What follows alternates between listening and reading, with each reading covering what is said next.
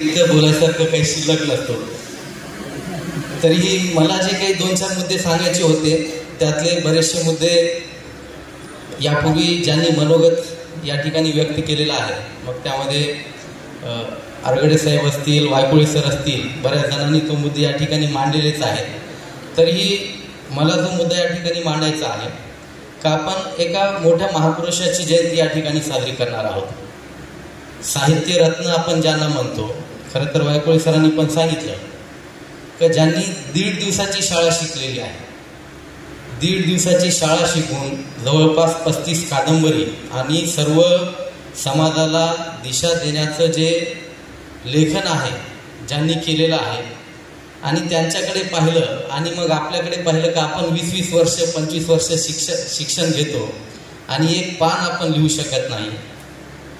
मग त्या व्यक्तीकडे पाहिल्यानंतर त्यांचं ते कार्य पाहिल्यानंतर खरोखर आपल्याला लाज वाटायला लागते का आपण का नाही त्यांच्यासारखं करू शकतो. खरं तर या ज्या जयंती आपण साजरा करतोय, पुण्यतिथी ज्या वेगवेगळ्या आपण साजरी करतोय, खरं तर याच्या मागचा हेतूचा असला पाहिजे का त्यांनी जी दिशा दिलेली आहे, त्यांनी जे कार्य आयुष्यभर केलेलं आहे ते खरं तर कुठेतरी पुढे नेण्याचं कार्य आपल्याकडून झालं पाहिजे. आणि त्या अनुषंगानेच मी बोलणार होतो का आपण जे आपले वेगवेगळे मंडळ आहेत जे जयंती साजरी करणार आहेत त्यामध्ये वक्तृत्व स्पर्धा असेल, निबंध स्पर्धा असेल आणि आरगडे साहेबांनी सांगितलं त्यांच्या मनोगतामध्ये का वेगवेगळे मंडळ ते त्या ठिकाणी निश्चितपणाने असे जे उपक्रम आहेत, कारण मी सुद्धा तहसील कार्यालयामार्फत मागच्या वेळेस छत्रपती शिवाजी महाराजांची जयंती होती त्यावेळेस आम्ही रक्तदान शिबिराचं आयोजन केलेलं होतं.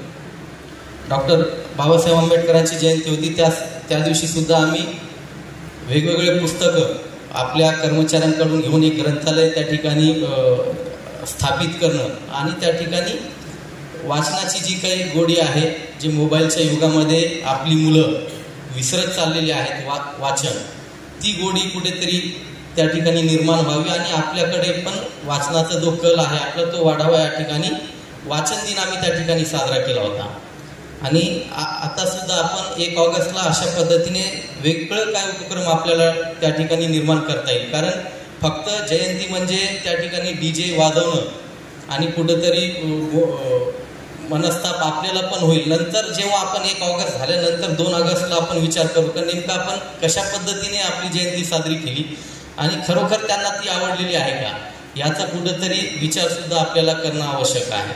कारण ज्यांनी आयुष्यभर, कारण सगळ्यांना माहिती आहे त्यांचा जो विचार होता का जी पृथ्वी आहे ते शेषनागाच्या मस्तकावर तरलेली नसून दीनदुबळे, दलित, कामगार यांच्या तळहातावर तरलेली आहे. हा विचार जो अख्ख्या जगाला दिला आणि तेव्हापासून कामगारांचं जीवन असेल, दलितांचं जीवन असेल, त्या जीवनाकडे पाहण्याचं, कारण लोकशाही अण्णाभाऊ साठे यांच्यावर मार्क्सवादाचा प्रभाव होता. सर्व कामगारांना त्यांच्या हक्काचं मिळावं, दलितांना त्यांच्या हक्काचं मिळावं आणि त्यांच्याशी आपलं बार्शीकरांचं नातं यासाठी सुद्धा विशेष असणार आहे का त्यांचे जे मुख्य सहकारी होते अमर शेख ते बार्शीचे होते आणि त्यामुळे आपल्यावर मोठी जबाबदारी असणार आहे बार्शीकरांवरती का त्यांचा जो वारसा आहे तो आपण कुठेतरी पुढे नेऊ आणि संपूर्ण राज्याला दिशा देणारी जी काही जयंती आहे ती आपण या ठिकाणी साजरी करूया. राहिला विषय वेगवेगळ्या सोयी सुविधा असतील किंवा कशा पद्धतीने नियोजन करावं, त्या पद्धतीने नगरपालिका असेल, MSEBचं जे काही त्यांनी सूचना केलेल्या आहेत त्यांचं सुद्धा पालन आपण करणार आहोत. मात्र मंडळांना सुद्धा माझी विनंती असणार आहे की असे उपक्रम आपण राबवूया का विद्यार्थ्यांना, आपल्या तरुण जे काही मंडळी आहेत त्यांना सुद्धा त्या उपक्रमामधून एक वेगळी प्रेरणा त्या ठिकाणी मिळेल. अशा पद्धतीने आपण त्या ठिकाणी आपली जयंती साजरी करूया. आणि हा जो शांतता आता सरांनी सांगितलं का हे परिपत्रकाचा एक भाग म्हणून आपण साजरी करतोय, कारण आपला जर इतिहास आपण पाहिला तर अत्यंत एकोप्याने, गुण्यागोविंदाने आपल्या बार्शी शहरामध्ये वेगवेगळे जयंती असतील, वेगवेगळे सण असतील, हे साजरे होत असतात.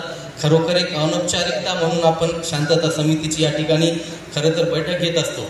मात्र याच्यातूनही काही वेगळे जे काही विचार आहेत, वेगळ्या उपक्रमांच्या बद्दलच्या ज्या काही सजेशन्स आहेत ते आपल्यातून येत असतात आणि निश्चितपणाने ज्यांनी मनोगत या ठिकाणी व्यक्त केलेले अतिशय मोलाचे मार्गदर्शन त्यांनी केलेले आहे त्याबद्दल त्यांचेही मी या ठिकाणी आभार व्यक्त करतो. आणि पुनश्च एकदा 104व्या जयंतीनिमित्त सर्व समाज बांधवांना, सर्व बार्शीकरांना मी या ठिकाणी शुभेच्छा देतो आणि पुनश्च एकदा सर्वांना विनंती करतो का अतिशय उत्साहामध्ये आनंदाने आपण ही जयंती साजरी करूया आणि कोणताही गालबोट आपल्या शहराला असेल, आपल्या कार्यक्रमाला असेल लागणार नाही याची दक्षता आपण या ठिकाणी घेऊया अशी विनंती करतो आणि सर्वांचे आभार या ठिकाणी व्यक्त करतो आणि थांबतो. धन्यवाद.